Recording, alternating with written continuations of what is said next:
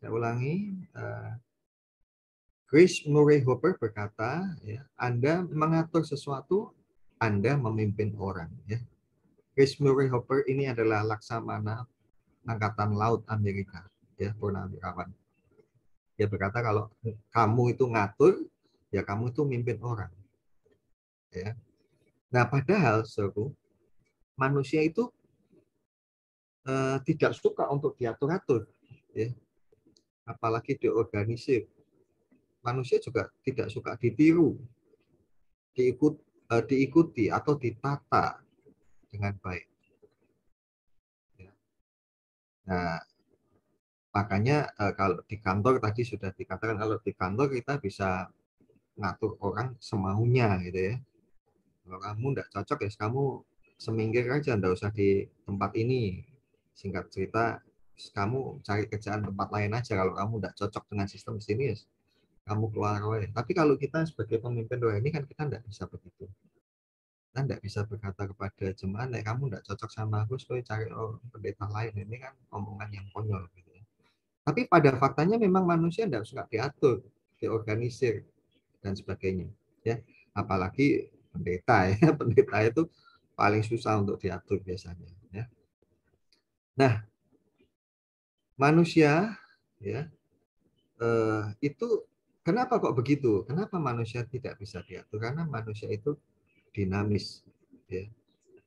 Dia punya kehendak bebas. Karena itu kalau mau memimpin orang ya itu mesti melalui hubungan yang berlandaskan kasih.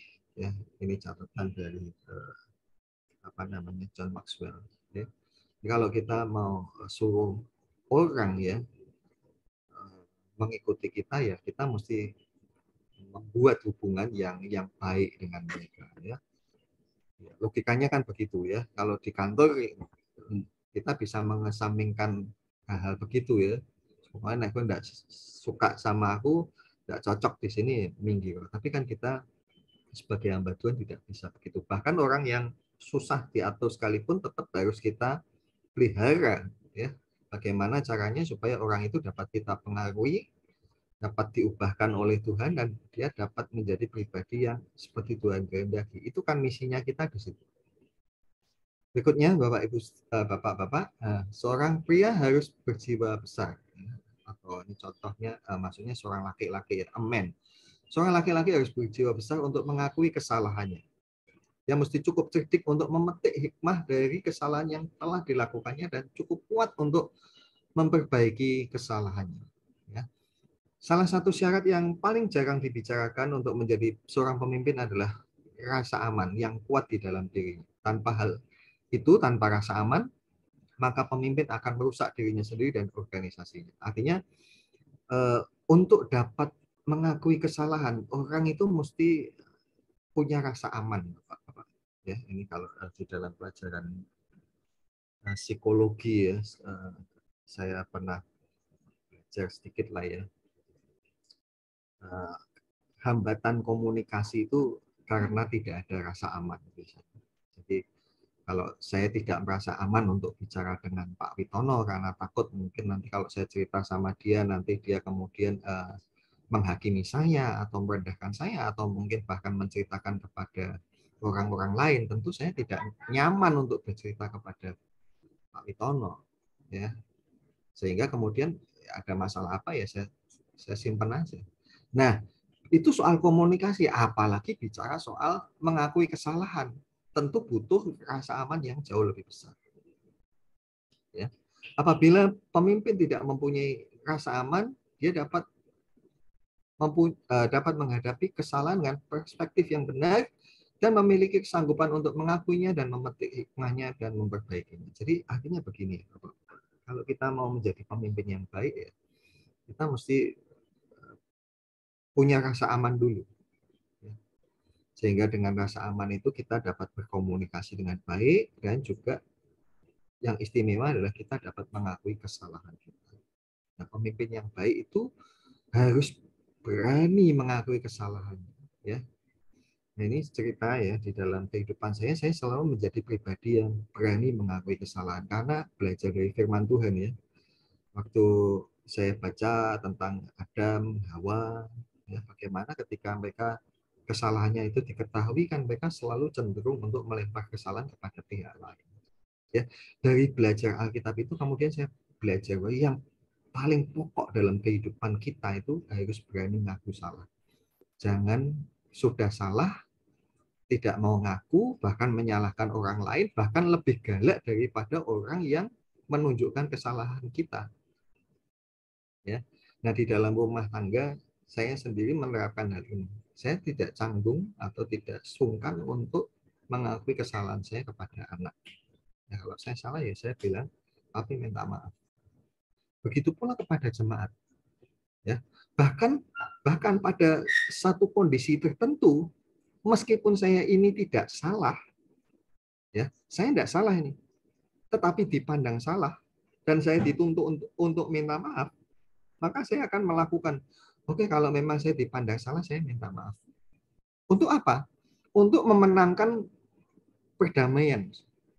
Ya, kalau saya bersikuku, tentu orang itu akan tidak bisa berdamai dengan kita. Ujung-ujungnya ya dia mencelat dari tempat kita. Jadi saya punya prinsip ngaku salah itu tidak rugi, nothing to lose. Ya, kecuali kalau kita ngaku salah, kemudian hitung kita coplok, lepas lah, itu baru jangan ngaku salah. Ya. Kita tidak boleh untuk gengsi untuk mengakui kesalahan. Bahkan, ya, ini sedikit cerita nih Pak Freddy. Ya.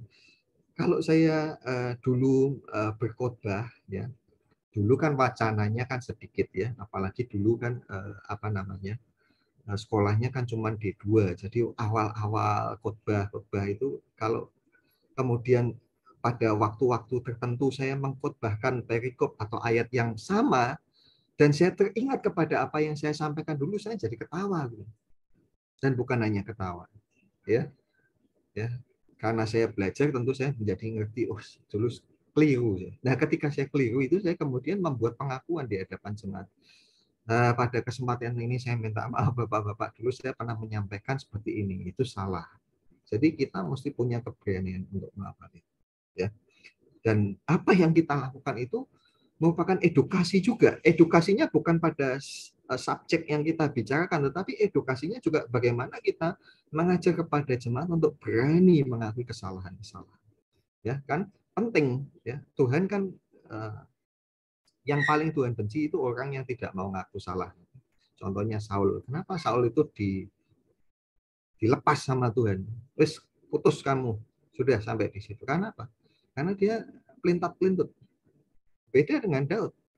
Daud begitu salah, ya, dikasih perumpamaan aja dia udah menyadari. Ya, kamu itu yang ngambil domba orang itu. Nah, begitu ditegur itu langsung Daud nangis, ya, merendahkan diri. Ya. Nah, itu yang disukai Tuhan dari Daud. Ya. Dan dalam 1 Yohanes 1 ayat 9 Tuhan bilang Allah itu setia dan adil. Kalau kita mau mengaku dosa kita, maka dosa kita akan diampuni. Ya, jadi yang paling pokok yang Tuhan kehendaki ya berani ngaku salah. Nah, apalagi pemimpin kalau tidak mau ngaku salah ini sebuah kekonyolan lah menurut saya. Ya. Kan kita juga bukan orang yang sempurna. Ya. Berikutnya, Bill Cosby mengatakan saya tidak tahu kunci keberhasilan, tetapi kunci kegagalan adalah mencoba untuk menyenangkan hati setiap orang. Ya. Bill Cosby ini seorang komedian Amerika ya, walaupun mungkin pada akhir cerita beberapa tahun yang lalu dia ditangkap dan dipenjara oleh karena dia melakukan sex abuse ya. Tetapi apa yang menjadi statement Bill Cosby ini tidak ada yang salah ya. Ini seperti contoh yang lalu-lalu kalau kita mungkin membaca cerita tentang hamba Tuhan Anu ya, mengatakan begini, itu bukan berarti apa yang pernah dia katakan sebelumnya kemudian kita nafikan dan kita anggap semuanya salah. Tidak. Dan itu saya ilustrasikan kemarin dalam kelas kelompok kelas kami, Pak. Saya mengatakan itu seperti kita sedang makan nasi itu. Di dalam nasi itu ada batu ya, ada batu-batu kecil gitu. Lah apa kalau ada batunya itu satu piring kita buang satu piring nasi itu kan enggak. Yang kita buang kan biji batu-batunya aja. Nasinya ya tetap kita makan ya. Nah, itu prinsip dalam kita belajar ya. Kalau kita belajar dari seseorang, kemudian suatu saat kita mendengar orang yang dulu ngajari kita kok enggak benar. Bukan berarti ajaran orang itu semuanya salah ya. Nah, apa yang dikatakan Bill Cosby ini dibenarkan oleh John Maxwell. Dia berkata seorang pemimpin harus menjadi seorang yang menyenangkan hati Allah ya. Khususnya ini kan pemimpin Kristen ya, pemimpin rohani. Nah, kita sebagai hamba Tuhan, kita sebagai pendeta ya, yang utama pada kita adalah menyenangkan hati Allah, bukan menyenangkan hati manusia ya. Kalau kebutuhan kita menyenangkan hati manusia melebihi kebutuhan menyenangkan hati Tuhan, maka kita sudah ada dalam kesulitan, dalam kegagalan ya. Kadang pemimpin harus melakukan sesuatu yang dia tidak suka ya. Contohnya kemarin sudah dicontohkan hebat sekali oleh Pak Harun ya, Pak Witono ya, bagaimana dia menyikapi ya satu keluarga, satu rumpun keluarga 33% lebih dari jemaat itu adalah rombongan ini ya, yang menghendaki supaya keluarga mereka ini diizinkan untuk bercerai ya. Ya sebenarnya memang bicara soal perceraian, pernikahan itu bukan sesuatu yang mudah untuk kita simplifikasi, yaitu itu memang perkara yang sangat complicated, yang sangat rumit ya, dan kasuistik ya.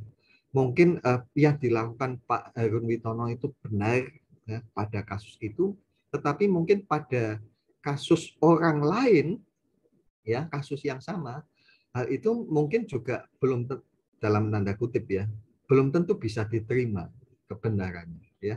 Itu ada perdebatan panjang. Nah, di MPW Semarang kita pernah berdiskusi panjang tentang hal itu. Next,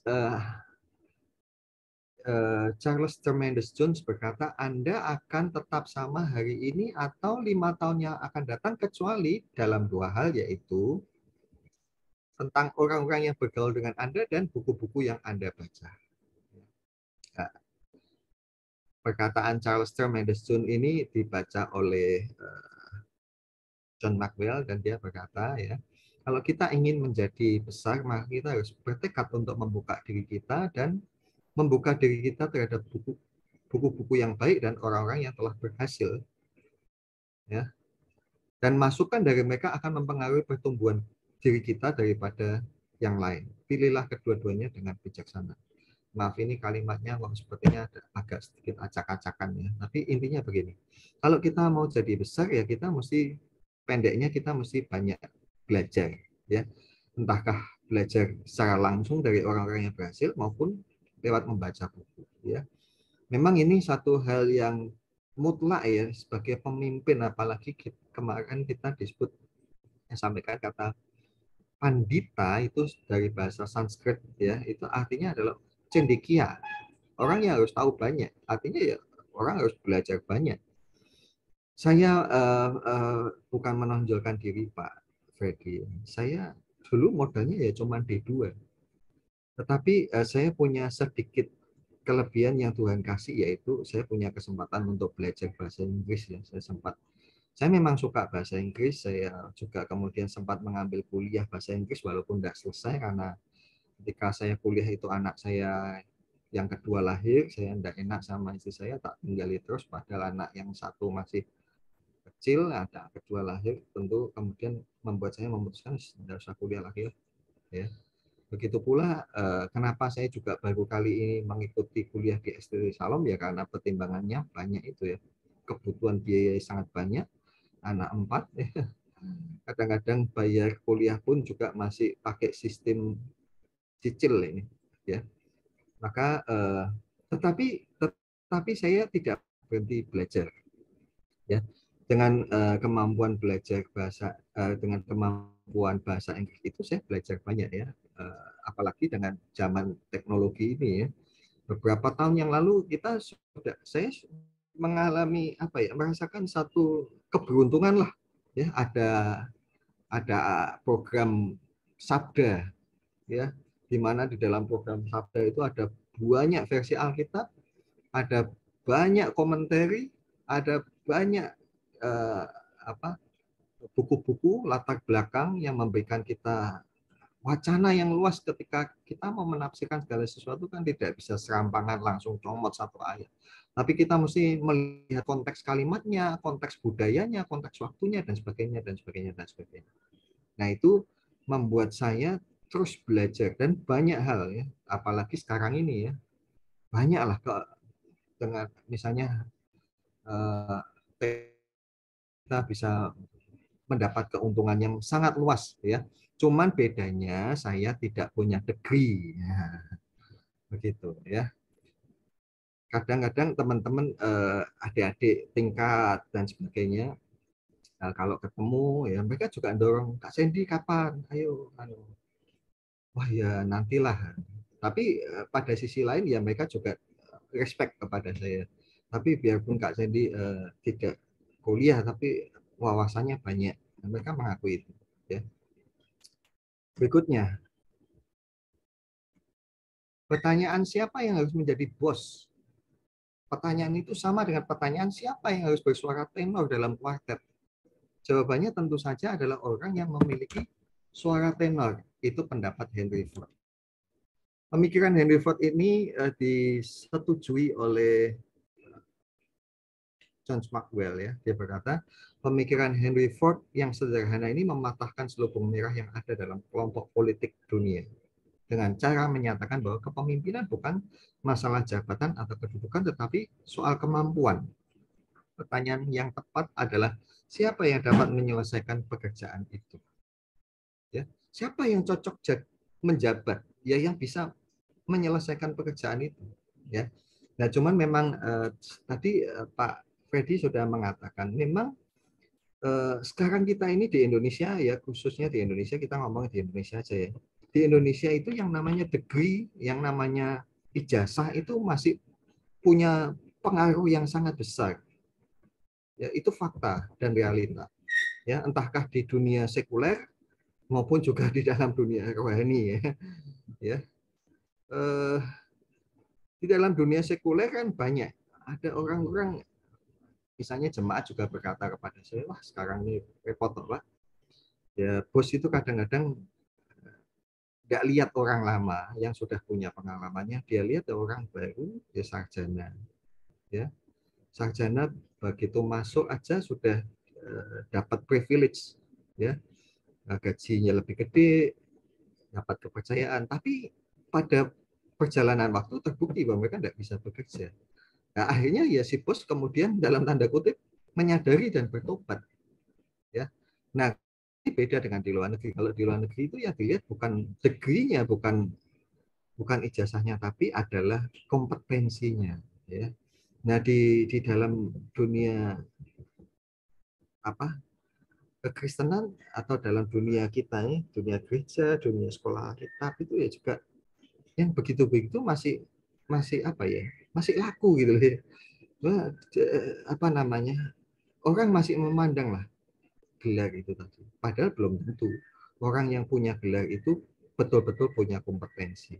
Ya, ada satu ungkapan yang ya menjadi penghiburan buat saya ya. Seorang ini dia dosen ya di satu STT lain, dia berkata sebenarnya ijazah atau gelar itu hanyalah tanda bukti bahwa orang itu pernah belajar secara formal di satu lembaga pendidikan formal. Ya, kalimatnya sampai di situ. Lalu saya interpretasikan. Artinya apa? Bahwa ya artinya bahwa ya benar dia punya gelar karena dia pernah kuliah secara formal. Saya memang tidak kuliah secara formal, tetapi saya belajar. Ya kalahnya saya ya di Jawa, di apa namanya di gelar itu. Ya. Nah di dalam lingkungan GBT dan Senode pun juga terjadi hal yang sama. Ya. Kadang orang itu ya memandang rendah. Ya. Tapi misalnya sekarang ini saya ini ada duduk dipercaya oleh ketua sinode untuk terlibat dalam panitia amandemen ADART ya dari antara mereka yang terlibat di situ, saya satu-satunya yang tidak punya gelar. Saya cuma D2. Ya. Tetapi Ketua Sinode melihat ada potensi yang saya miliki, sehingga saya dipercaya. Ya, semula saya juga oleh ada beberapa orang diragukan gitu. Bahkan ada juga orang yang dengan jelas-jelas menentang keberadaan saya di tempat itu. Sandy itu siapa? Nah, kemudian bahkan berusaha mengarahkan kepada hal-hal yang personal begitu. Ada orang-orang yang apa ya, karena iri dan sebagainya tidak suka, kemudian memprovokasi. Ya.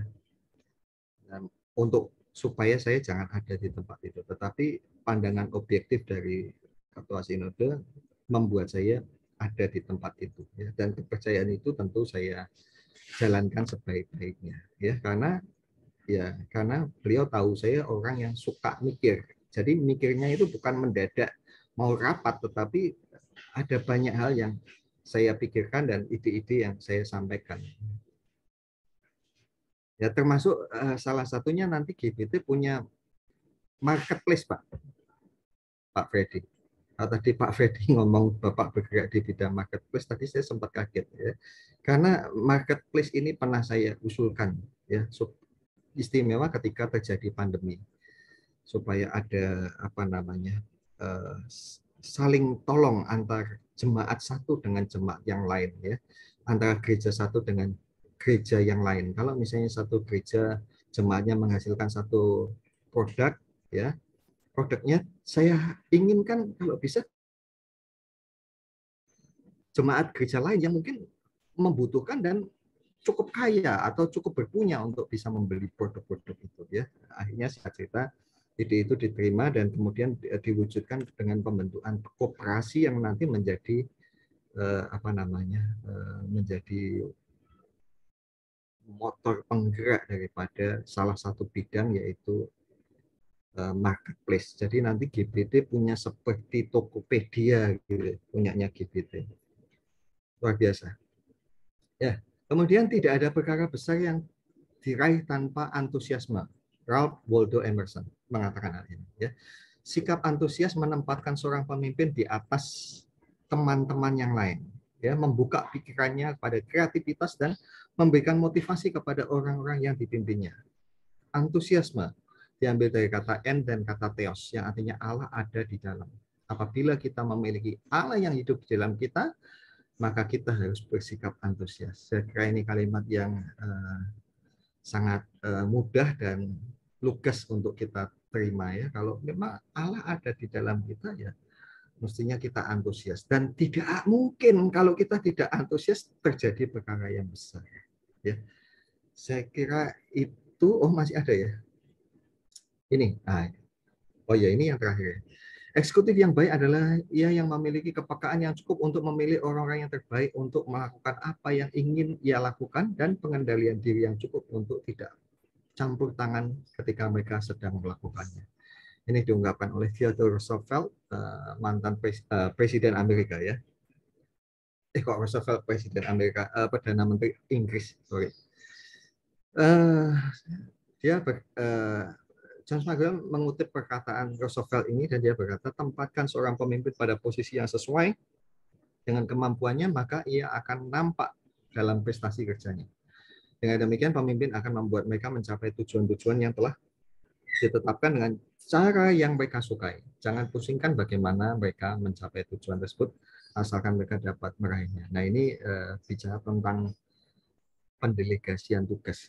Kemarin sudah disinggung ya oleh Pak Freddy, ya sebaiknya pemimpin memang belajar untuk mendelegasikan tugasnya. Ya. Nah, ini pergumulan saya. Ya. Jadi saya terus belajar untuk lebih banyak hal yang bisa saya delegasikan. Ya, on proses Pak Freddy. Saya kira begitu Bapak semuanya. Terima kasih buat Oke Pak, tepuk tangan semuanya untuk Pak Sandy. Tuhan berkati. Luar biasa Pak Sandy, sangat membantu kita ya. Ini penting buat kita untuk kita belajar. Tadi kita diberkati banyak hal ya Bapak Ibu ya. Bapak-bapak ya, sehingga kita bisa belajar tentang karakter yang terintegrated dengan leadership. Ya memang saya juga ngajar leadership Kristen, kebetulan disertasi saya ke sana, dan sangat memberkati sekali, bisa jadi bahan acuan, Pak. Jadi itu bisa dijadikan mungkin bahan skripsi, Pak, tentang kepemimpinan dan karakter ini bagus sekali, saya kira ya. Ya, kita akan lanjutkan saja, Bapak Ibu ya, Bapak-bapak ya. Langsung aja kita lanjutkan